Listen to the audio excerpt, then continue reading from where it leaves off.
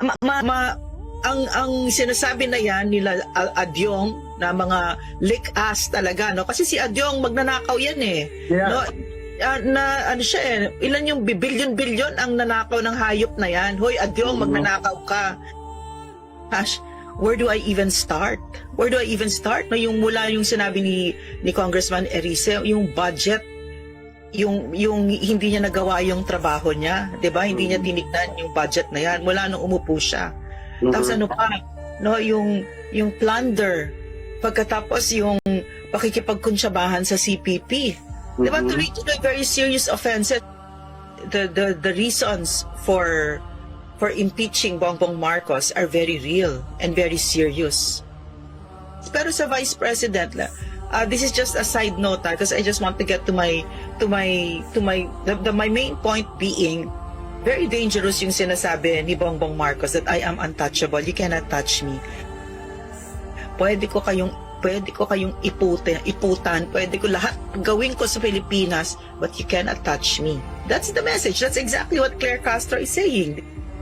Si VP, an entire government machinery was used to try to destroy her. For what? Na-clear na ng COA na ba talagang siniraan talaga siya, no? Na-clear ng, and not only that, an entire country was on hold and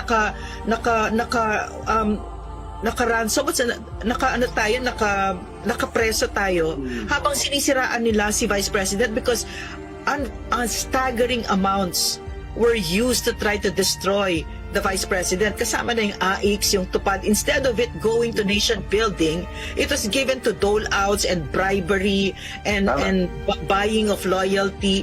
Diba? So, So, kaya siya ganyan, no? Nakakahiya itong mga ito.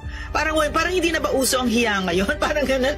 Wala bang uso ngayon? Parang wala na talagang sa nakahihiyan. So, these lick-ass politicians, no, like Adyong, is sending us a very dangerous message to the Filipino people. You cannot touch this plunderer. You cannot touch this traitor. Not only that, I forgot pa pala, Eric.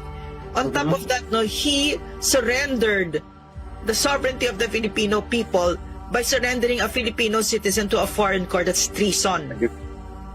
Very dangerous, very levity aside, no, very dangerous yung message na sinasabi ni Bongbong Marcos, no, that he is untouchable.